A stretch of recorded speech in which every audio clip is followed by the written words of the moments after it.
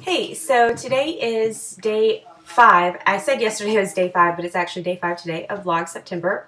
And I mentioned yesterday in my candle haul that I had to take a break because I had some medical issues going on. So I'm going to tell you what they were. I was in a mental hospital actually for anxiety and secondarily depression. Mostly my anxiety is in the form of agoraphobia.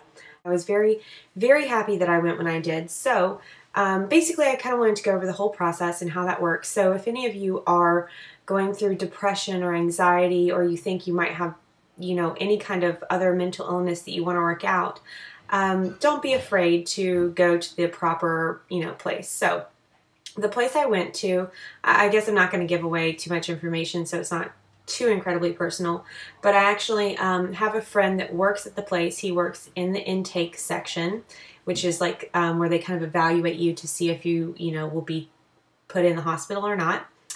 And so he works there. And so that's how I knew about this particular hospital. So I'm going to talk to you guys about, let's see here, 6 different things, which how to get there, intake, your medications, therapy, your psychiatrist, and how to get out. Not like how to escape, but like tips on getting out or when you leave. Okay, so how to get there.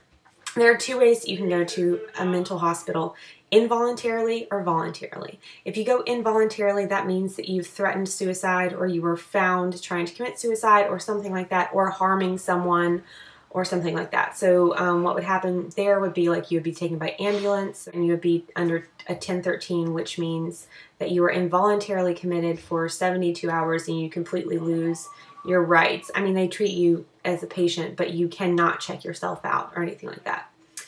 Or you can just, say like, okay, I'm kind of feeling worse than usual, and check yourself in which case there's no number that corresponds with that. You're just a voluntary admittee to the facility. So that's how to get there. The next step is when you go in, there's intake. And what intake is just like if you go into a regular hospital, like an ER. They'll tell you, like you'll go up and they'll say, oh, what are you here for? And you're like, I'm, hoping to be admitted. So, they'll put you on a little waiting list, and you just sit in the lobby. So for me, I think I sat in the lobby for maybe an hour, hour and a half.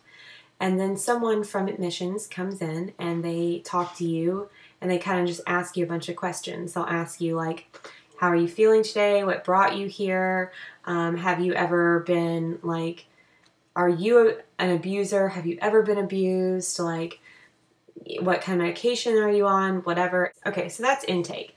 Oh, and then they determine whether or not you're gonna be brought in. But basically, I mean, if you went there, you're probably going to get in, just because, I mean, if you felt bad enough to go on your own, then, they'll probably take you. Next is medications. So basically when you go there, they are going to give you a lot more medications than you're used to. One of them, especially if you're depressed, that they're going to give you is they're going to give you a medication to sleep. Now, I'm the type of person who's very adverse to taking a lot of different medication, but it was really good for me to take it actually, because I was able to sleep, and I had, since being depressed, not been getting a lot of sleep, and that was really difficult, So what I have to say is I am the type of person who's very careful not to take a lot of medicine, but when you're there, I'm not saying take anything that they give you, but do follow their advice, because they are there for a reason. They are smart. That is their job. And, try to follow advice and ask questions if you want to, because it's just like a legal contract. It's something basically if you sign a legal contract, that's the same thing with medicine. You're taking it and you're putting it into your body, and you're committing to whatever the results of that are. So, be careful, but also, I'm not saying obey whatever anyone says, but, do your best to try to get better for yourself and realize that everyone is there to help you. The next one is group therapy. So when you're doing group therapy, depending on how severe your case is when you go in, you may or may not want to participate. They may make you, they may not make you. But basically, the more you participate, the better off you're going to be, and the better off you're going to feel. The more it's going to bring up stuff that's uncomfortable and hard for you. But it will be good, and it will all be for your benefit.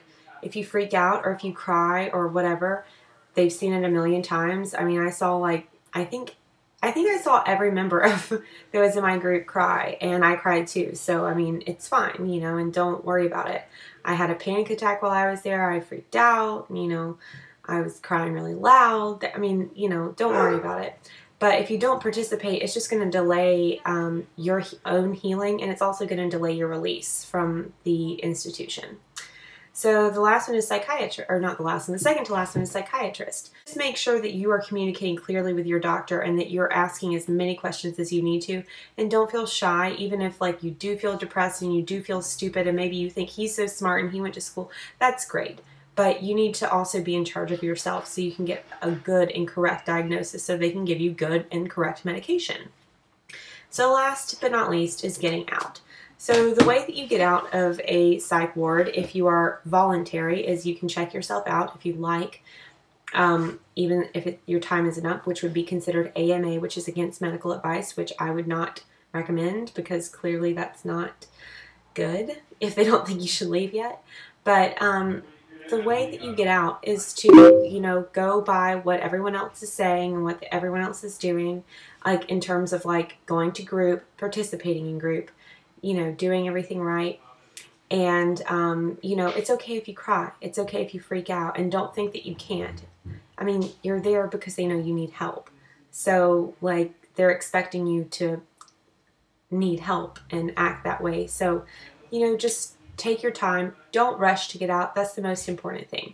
If you ever think that you need to go to the hospital, go ahead and go earlier than later, because the longer you wait, the longer you're going to stay when you get there and the harder it's going to be.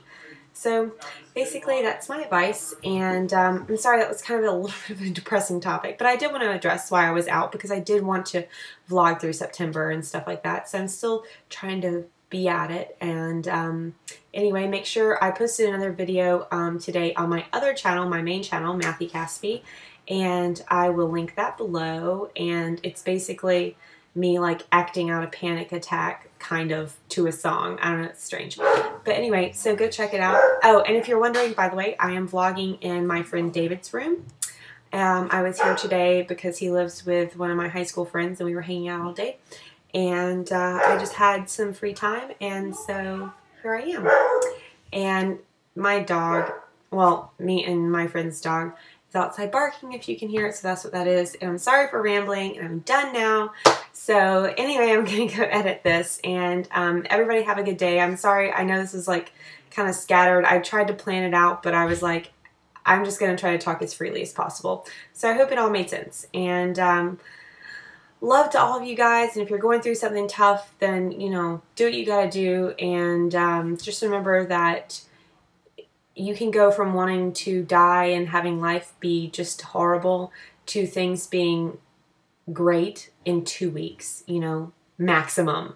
So, you know, just do what you have to do. And I love you guys. See you later. Bye.